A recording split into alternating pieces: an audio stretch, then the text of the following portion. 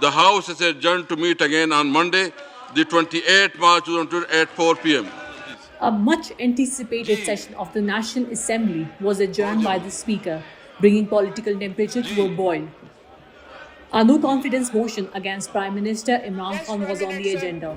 The opposition blames the Speaker for trying to buy time on the behalf of the ruling party. 21 से पहले इजलास बुला सकते थे, 14 दिन के अंदर बुलाना आईनी और कानूनी रिक्वायरमेंट थी, मगर स्पीकर ने इमरान न्याजी के साथ मिलकर साजिश की और इस तरह आर्टिकल 6 के वो मुर्तकब हुए हैं स्पीकर।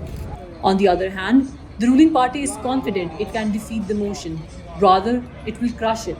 देखिए कौन सी इतनी बड़ी बात है, अगर नंबर होंगे तो जिस दिन कॉन्फिडेंस मोशन मूव होगा तो नजर आ जाएंगे। जिन ज्यादा दूर तो नहीं रह गया, उन्होंने जितने जिन निकालने थे निकाल लिए, अब हमारी बात है इनकी जिन निकालनी। आपके साथ है बीबी? बिल्कुल अल्हम्दुलिल्लाह, उन्होंने क्या अनाउंस किया किसी और के साथ है। All eyes are on the next session convened for March 28. The ruling party is also gearing up for what they call a million-man march on Sunday, while the opposition is leading a long march to the capital. It is uncertain if PM will win the no-confidence vote, but what is certain is that Pakistan has entered a new phase of political instability.